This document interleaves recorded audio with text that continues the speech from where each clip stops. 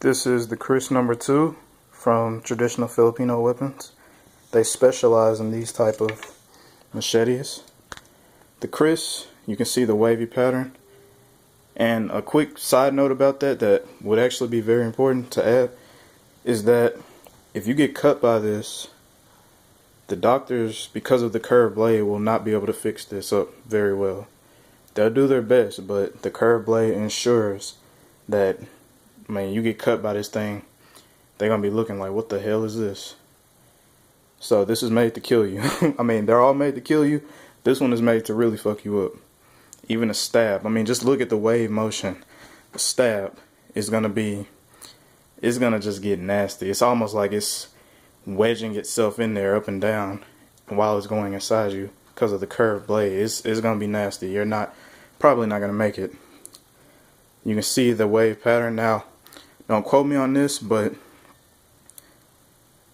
if I'm not mistaken, they say that this same steel that they use for this is the same type of steel they use to make Japanese katanas. And you can see the handle grip there, or the handle. It has kind of a pistol grip to it to make holding it very easy, very comfortable.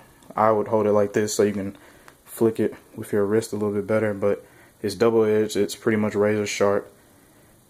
They have, I think, 5 different ones. This is number 2. The first one, which is my favorite, we don't have it, but the first one is a little less wavy and a little bit more, I think it has a sharper point.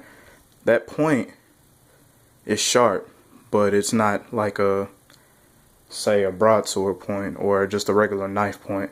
It's kind of rounded off, but make no mistake, it will go right through you. You can see the wave and the craftsmanship. Now, Traditional Filipino Weapons specializes in weapons like this.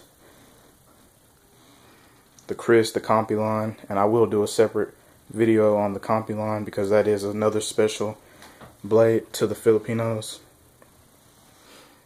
Now, here's a little lore about the Kris. Excuse me. My southern drawl might be throwing off my accent. Anyway,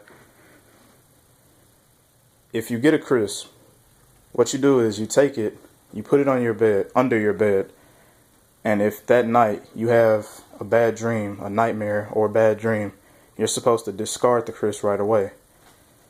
The saying goes that if you have a bad dream, when you sleep with it under your bed, it might be cursed, or it is cursed. And their lore says that you're supposed to discard it right away. The Kris is about, is about 20 inches or so, maybe 19 if I'm not mistaken. You can go on their website, traditionalfilipinoweapons.com. They have literally tons of blades. Just so many different ones. This is just one of the very many they have. This is one of the more traditional ones though. Matter of fact, they have a picture of a Kris and a Compi line crossed on their website as their sigil, if you want to call it that. But back to the lore. It's an authority status in the Filipino household to have a Kris.